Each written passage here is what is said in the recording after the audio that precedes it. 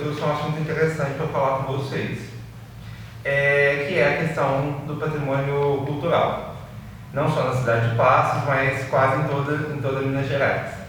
A gente está de máscara, mas a gente vai fazer essa entrevista sem a máscara, porém a gente seguiu a recomendação da OMS de 1,5 m de distanciamento. Eu vou pedir, Adriana, para você se apresentar.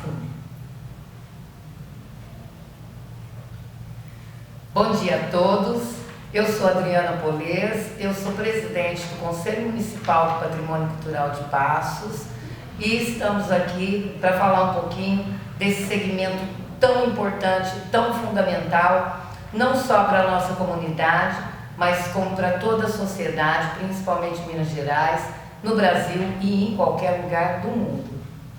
No Brasil a gente tem um sistema de proteção, a nossa cultura e o nosso patrimônio cultural, e a gente tem camadas desse sistema de proteção. Eu vou pedir a Adriana para explicar um pouco para a gente quais são esses sistemas.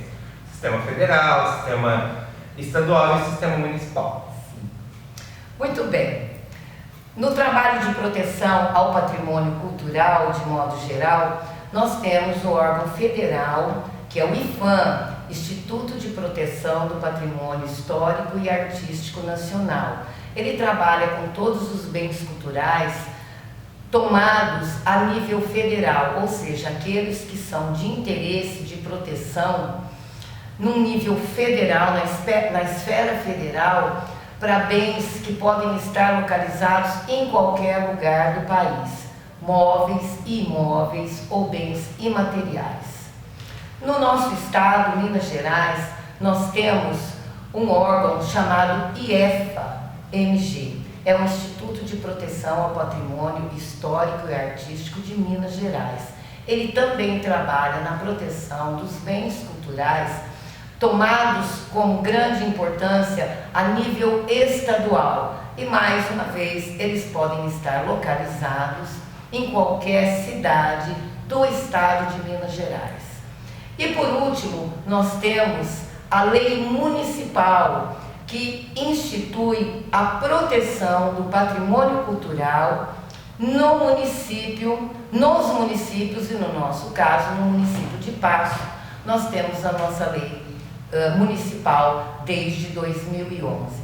Então, quando você vê órgãos que têm uma base legal para trabalhar toda esta proteção, a gente percebe que você tem outras esferas a recorrer num trabalho de proteção mais efetiva e tornar, depois de tombados a nível municipal, um trabalho efetivo de proteção desse patrimônio. Quando é feito, aí você pode solicitar aos órgãos estaduais e posteriormente federais a inclusão dos seus bens culturais no rol dos protegidos, além de nível municipal, estadual e federal. É um processo longo, trabalhoso, mas é muito válido e muito importante.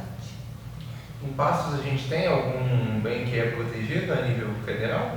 Não, em Passos nós não temos nenhum bem protegido a nível federal, nem estadual. Os nossos bens são protegidos a nível municipal, mas nós já estamos encaminhando um processo, toda a documentação para o trâmite, para inscrevermos a nossa Capela Centenária da Penha, um bem cultural e imóvel do nosso município, que já está apto pelo tempo de tombamento, por todo o trabalho de proteção feito em torno deste bem, já está no caminho para o registro dele como bem cultural a nível estadual também. Ok, Adriana. Adriana, quais a gente sabe, e a gente imagina a importância de se proteger o patrimônio das cidades, o patrimônio tanto cultural quanto o patrimônio material e imaterial. A gente, quando vai às cidades, uma das primeiras coisas que a gente procura saber é se existe um museu, qual a localidade mais antiga da cidade, quais os monumentos que contam a história da cidade. Ficamos encantados quando vemos festas e manifestações artísticas culturais dessa cidade. Mas na sua opinião como agente, qual a importância dessa manutenção para a estrutura social dessas comunidades? É fundamental. A partir do momento que você reconhece um bem cultural como seu patrimônio cultural, seja do seu município, seja do seu estado ou do país, este trabalho efetivo, ele resguarda não só o bem, a matéria em si, mas toda a carga histórica, toda a memória, toda a história e toda a identidade de uma comunidade, de uma sociedade que forma esses locais e insere este patrimônio como parte fundamental do desenvolvimento social, econômico, político, educacional, enfim, em todos os segmentos. Então, esta proteção, mais do que você preservar estruturas físicas, mais do que você preservar, no caso dos imateriais, os saberes, os fazeres, é você preservar a identidade de uma sociedade. Isso é fundamental, porque isso significa respeito e reconhecimento. E a gente tem, né, a questão da legislação municipal e a gente tem o CONPAC, né, que são os Conselhos de Patrimônio Histórico e Cultural dos municípios. E na sua opinião, qual a importância desses conselhos na manutenção da história social e política local? Os conselhos são fundamentais, seja o Conselho de Política Cultural, seja o Conselho de Turismo, Conselho das Cidades e o nosso Conselho do Patrimônio Cultural. Por que ele é fundamental? É através do trabalho do Conselho que nós conseguimos detectar, identificar todos os bens culturais que ainda estão sem uma devida proteção legal, desenvolver todos os estudos necessários para você identificar esse bem como passível de uma proteção legal, de um tombamento.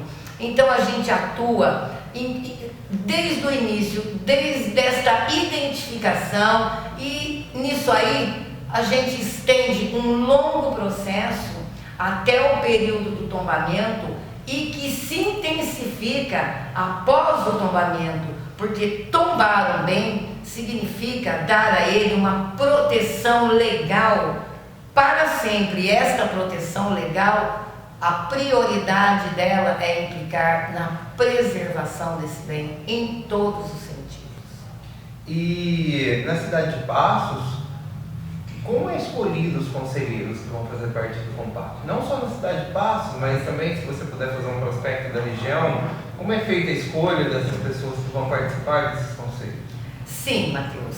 Primeiro, como eu falei para vocês, a gente tem uma legislação municipal, que no caso de Passos, a lei número 2880 de 2011, que institui a política de proteção ao patrimônio cultural no município de Passos. Dentro desta lei, além de todas as prerrogativas, né, acerca da proteção de bens culturais, nós temos um capítulo especial que versa sobre a formação do Conselho Municipal do Patrimônio Cultural, como se dá a sua formação, no caso do município de Passos e da maioria dos municípios em Minas Gerais. A formação do Conselho Municipal de Patrimônio Cultural, ela é feita através de indicação do prefeito, tanto para membros da sociedade civil como do poder público, ou seja, a mesma quantidade de membros da sociedade civil, temos a mesma quantidade de membros do poder público atuando em consonância. No nosso caso, são 8 conselheiros titulares, 4 da sociedade civil, 4 do poder público, com seus respectivos suplentes. Isso tudo previsto na lei e que, inclusive, versa um capítulo especial sobre a instituição do Fundo Municipal de Proteção ao Patrimônio Cultural, que é muito importante, a gente vai falar também. Então, é feita após a indicação, que é feita pelo chefe do Executivo, compõe-se o conselho, edita-se um decreto, e a partir da posse desses conselheiros, seguem-se as reuniões onde todas as demandas do patrimônio cultural, sejam de bens públicos ou bens particulares, são discutidas e deliberadas. Por que deliberadas? Muito importante. O nosso conselho, ele é deliberativo, ou seja, ele tem autonomia para determinar o que, como e quando a proteção deve acontecer. É ele quem orienta as diretrizes de intervenção, de cuidados, enfim, as atribuições de um conselho, de um conselheiro de patrimônio cultural, elas são muito importantes e fundamentais na manutenção, como eu já falei, da história, porque é a maneira de você manter viva a história, a memória e a identidade da comunidade onde você está inserido. E como é composto hoje o COMPAC na cidade de Passos? Como eu disse para vocês, o COMPAC hoje a gente tem 4 membros indicados, representantes da sociedade civil em diversos segmentos. Esses segmentos, eles são sugeridos inclusive na legislação, são segmentos afins do trabalho do patrimônio cultural. Então nós temos engenheiros, arquitetos, historiadores, professores, servidores da educação, da área jurídica, porque nós temos que ter um respaldo jurídico, da área da própria Secretaria de Cultura. Em todas as nossas composições, sempre o secretário de Cultura, ele é membro e integrante do nosso conselho. E na parte do poder público, das indicações do poder público, na formação do conselho, tanto de efetivos como de suplentes, nós também temos contemplado estes segmentos, o da educação, da arquitetura, da engenharia, principalmente do meio ambiente também. Então nós temos a cultura popular, nós temos vários segmentos representados no Conselho, para que inclusive possam detectar demandas desses segmentos também, para que sejam deliberadas pelo Conselho de Patrimônio Cultural. Já que você citou os membros da educação, eu vou passar para uma das, acho que das meninas dos olhos, né, desse trabalho que a gente faz, que é a educação patrimonial. Sim. Porque a gente forma as crianças, né, que são nossas crianças que vão proteger e dar continuidade a esse trabalho. E eu queria saber qual a importância que você vê na educação patrimonial para a manutenção da história e desse trabalho que vem sendo feito. Bom, a educação patrimonial, como você falou, é a menina dos nossos olhos. Por quê? Ela é a base de tudo. É aquele botãozinho que você dá o start. Você falou da gente trabalhar inicialmente, né, com crianças. Sim, porque como eu disse, aquele botãozinho que você dá um start, quando você pega uma criança que está em formação, e você já começa a mostrar a esta criança, a trazer ela para este ambiente, a desenvolver no pensamento dela a importância, ensiná-la a apreciar, a entender a importância da sua história, para que ele se sinta sujeito protagonista dentro desta sociedade.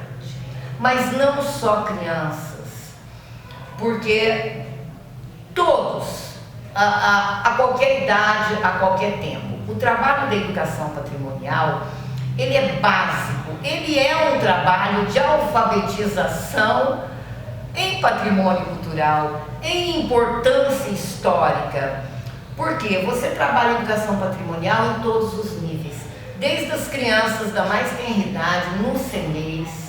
Você vai trazer a elas, despertar, não só nas crianças, mas com todos aqueles onde a gente desenvolve trabalhos de educação patrimonial, o sentimento de pertencimento a esta comunidade que preserva a sua história através da preservação dos seus bens culturais.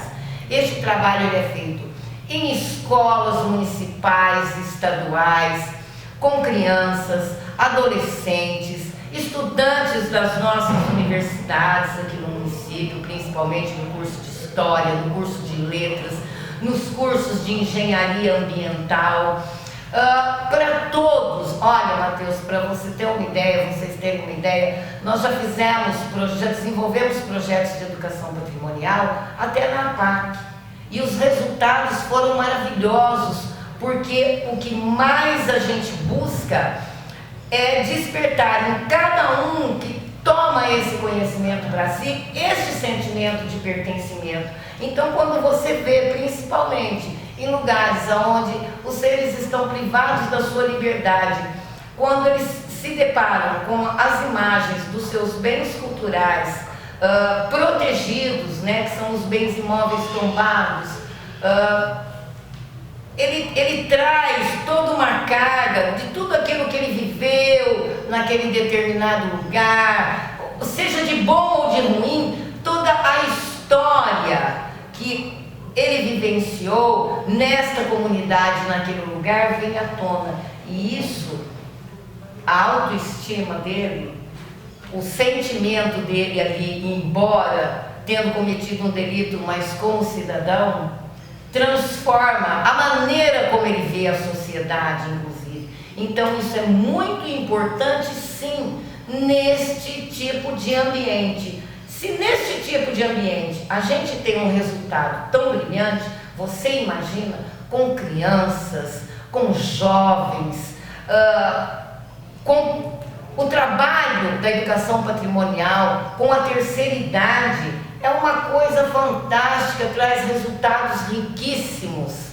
Então ele é fundamental, porque são aqueles todos que assimilam todo esse conteúdo do trabalho da educação patrimonial, que se tornam multiplicadores desta educação patrimonial, atuando junto com o Conselho nessa rede. Então a gente forma uma grande rede de proteção, porque primeiro, antes de proteger, você tem que conscientizar da importância daquilo e da importância da proteção desses bens.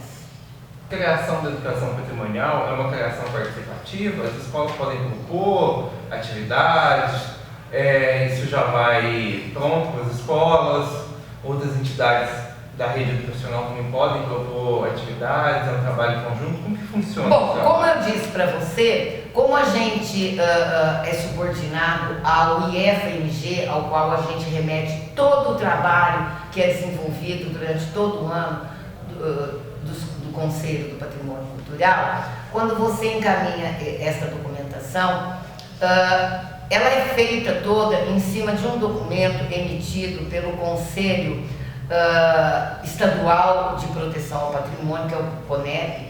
Ele emite uma normativa. Nesta normativa existem diretrizes para os trabalhos do Conselho durante todo o ano.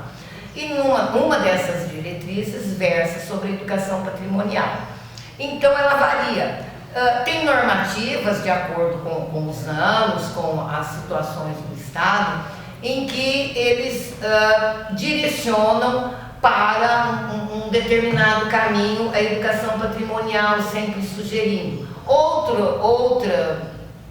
Outras normativas dão uma abertura ampla para que o próprio Conselho elabore e direcione as suas ações de educação patrimonial. Mas qualquer um, não só o Conselho, não só as escolas, qualquer ente da sociedade pode trazer as suas ideias, as suas sugestões para desenvolver trabalhos de educação patrimonial. Nós já tivemos trabalhos desenvolvidos sob este foco, né, sob esta ótica de sugestões. Eu acredito que não importa, seja através de um projeto já pré-elaborado, encaminhado pelo órgão estadual, ou um projeto que seja criado a nível municipal pelo próprio Conselho, em parceria com os outros conselhos, porque um Conselho de Patrimônio Cultural, como o nome já diz, é patrimônio cultural. O patrimônio cultural, ele não reside apenas em bens móveis e imóveis, natural, ou em bens imateriais, fazeres e saberes. A gente fala da cultura como um modo geral. Então, quando a gente fala de dança, quando a gente fala de teatro, a gente também fala de história, de história cultural deste município. Então, todos esses segmentos também são ouvidos, e essa parceria com os outros conselhos ela é muito importante, porque ela traz, às vezes, demandas que a gente não tinha conhecimento, específicas de um segmento. Olha, então onde a gente detecta, depois do nosso estudo, nas nossas reuniões de conselho, olha, eu acho que a gente deveria desenvolver uma ação de educação patrimonial voltada para a dança, ou para a música, ou para a cultura popular, a capoeira, enfim. Você tem como abarcar todos esses segmentos num projeto de educação patrimonial. E isso é importantíssimo, porque a base, ela é a multiplicação de toda a conscientização da preservação desses bens culturais. Adriana, a gente sabe que as cidades, né, são organismos vivos, em amplo desenvolvimento. E a gente sabe também que não só o Brasil, mas o mundo, ele veio de uma cultura do século XX de modernidade. E que nessa cultura de modernidade, muito da história, da cultura, dos saberes e fazeres se perdeu. Mas no século XXI começou um resgate, né? A tentativa de voltar, a tentativa de se manter o que ficou e de se recuperar o que se perdeu. E qual o papel dos conselhos e da educação patrimonial nesse resgate do eu cultural dos municípios? Ela é fundamental, porque é ela que traz à tona toda essa história. A partir do momento que ela traz a história à tona, ela traz todo o desenvolvimento de uma comunidade em todos os seus aspectos: social, cultural, econômico, político, educacional, em tudo aquilo que você puder imaginar. Então, a partir do momento que, através do trabalho do Conselho de Patrimônio Cultural, em parceria com os outros conselhos, em parceria com secretarias, enfim, com todos aqueles que estão dispostos a trazer de volta aquilo que estaria adormecido, porque ele não se perde, ele apenas fica esquecido ou fica relegado a um segundo plano, né? Como você bem disse, né? Tempos modernos, você falou do século XX. Eu, como professora, costumava brincar muito nas minhas aulas com os meus alunos, quando a gente falava de modernidade, contemporaneidade.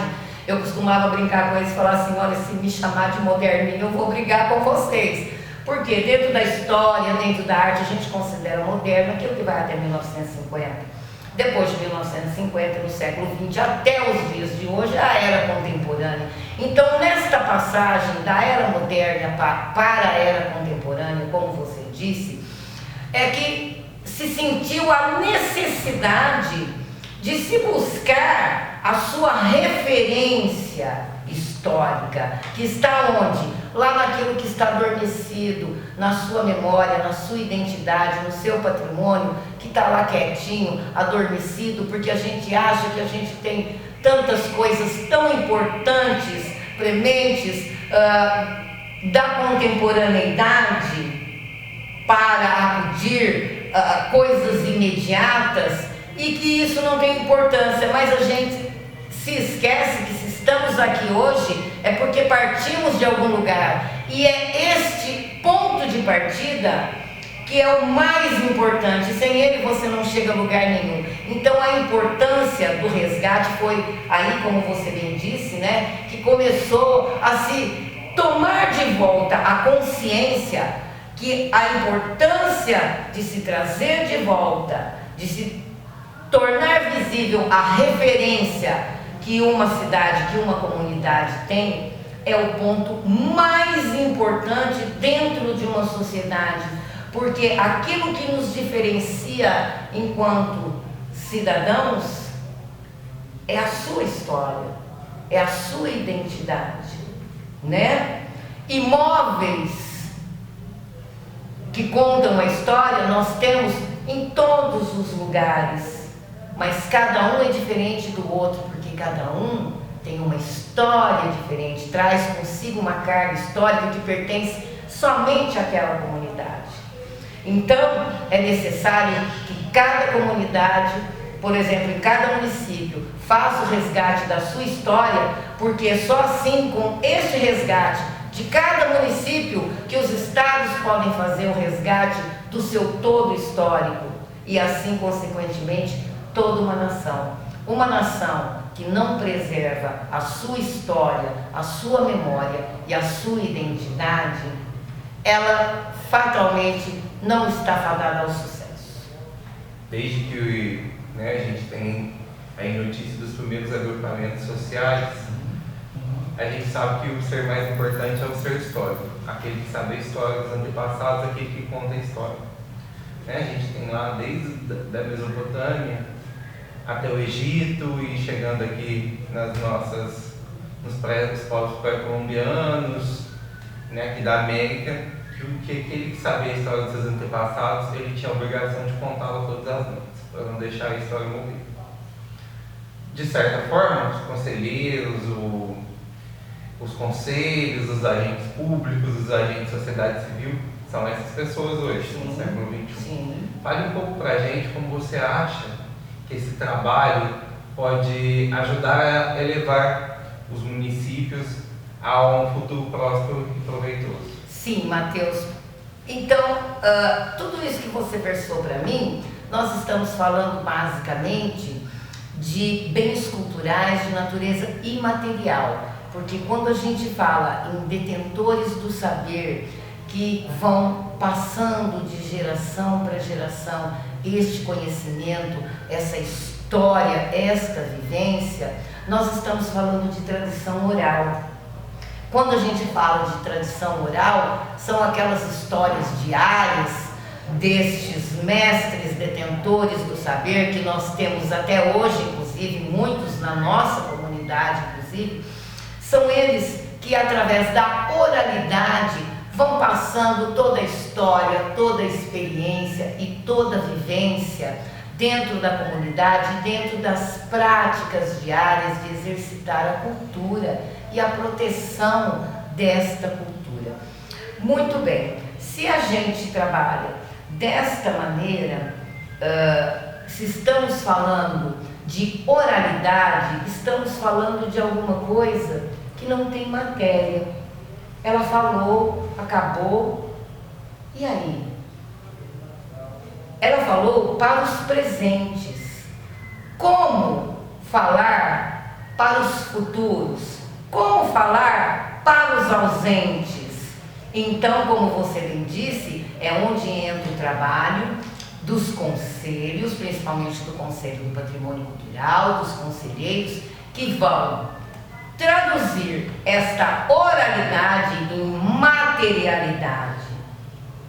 Ou seja, vão registrar através de vídeos, de áudios, de textos, tudo aquilo que ora seria ameaçado de se perder quando deixar de existir, por exemplo, aquele detentor do saber que faz esta transmissão oral aos seus entes presentes. Então é fundamental este trabalho e é assim que hoje nós conseguimos levantar toda a história de todos esses saberes, de todos esses fazeres, de toda esta tradição, de toda essa história oral que é transmitida ao longo do tempo, de geração a geração, com as adequações dos momentos em que vivemos, ou seja, o passar dos séculos, sem modificar a sua essência, apenas adequando-a aos novos tempos que vivemos. Então, o trabalho dos conselhos do Conselho do Patrimônio Cultural é fundamental no registro, em tornar aquilo que é imaterial em materialidade, para que seja levado ao conhecimento do maior número de pessoas possíveis, para que ele possa ser respeitado, valorizado e multiplicado. E com isso, as ações de proteção, elas vão acontecer naturalmente. Então, é fundamental o trabalho, a valorização desta forma de se fazer cultura, que é a transmissão oral, que traz consigo, acredito eu, a carga mais importante, porque traz a vivência dentro da história e da identidade daquele que está ali orientando os presentes e as futuras gerações em relação a esse patrimônio. Em um momento da minha vida, eu recebi um amigo em Passos que me disse que, e aí ele conheceu a região, e ele me disse que os prédios e as ruas daqui da região falavam. Me disse inclusive que alguns prédios gritavam. E eu acho que isso tudo é porque vem de um legado, né? Um legado de muito trabalho, muito sacrifício, de homens que vieram para um lugar que não tinha nada, tinha um rio, eles tinham um céu e a noite, eles construíram dentro dos sertões, né, da região que a coroa dele terminava como sertões de Jacuí, eles construíram uma comunidade, não só uma comunidade, várias comunidades culturalmente diferentes, mas também culturalmente interligadas. E essas comunidades cresceram, se desenvolveram e hoje são prósperas e estão caminhando para um futuro brilhante. E eu queria dar os parabéns em nome de todo mundo, e aí você representando todos esses agentes que estão tentando proteger e dar manutenção nesse legado, guardando ele e passando para gerações futuras. E eu queria te pedir para falar alguma coisa para as pessoas para a gente encerrar. Olha, gente, para a gente é sempre um prazer estar falando sobre o patrimônio cultural, que é a minha paixão, é aquilo que a gente se dedica diariamente, incansavelmente no nosso Conselho do Patrimônio Cultural. É um trabalho indescritível. Eu quero agradecer, inclusive agradecer a todos os conselheiros do Patrimônio Cultural do município de Passos, pelo apoio, pelo trabalho brilhante e incansável que fazem. A gente tem uma ânsia de trabalhar, de fazer, de trazer a comunidade toda para perto, dentro desse trabalho brilhante, porque nós temos uma história riquíssima, como você mesmo bem disse, Matheus, que esse seu amigo disse, nós temos bens culturais que gritam. Nós estamos dentro de um bem cultural neste momento que grita muito, né? Um bem cultural de 100 anos de história, de 100 anos de acontecimento tão marcante, e ele não é só marcante e imponente pela sua beleza arquitetônica nesta praça maravilhosa, este prédio de 2 andares. Ele é lindo porque ele traz consigo toda uma história, toda uma comunidade que tem o seu posicionamento de maneira diferenciada e convivendo de maneira harmônica em pensamentos, atitudes, ações. E este nosso Conselho de Patrimônio Cultural, a gente trabalha no sentido de manter tudo isso vivo, tudo isso latente no coração das pessoas e mostrando a todo mundo a importância que cada um tem dentro desta comunidade, porque cada um é história, é memória e é identidade. E cada cidadão, assim como a Constituição brasileira nos diz que qualquer cidadão pode e deve ser o guardião do seu patrimônio cultural, a gente traz este lema para o nosso trabalho dentro do Conselho e procura despertar na consciência de cada cidadão passense isso também, que ele seja, junto conosco, o guardião do seu patrimônio cultural, da sua história, da sua memória e da sua identidade, porque é isso que o diferencia dos demais seres humanos. Obrigado, Adriana.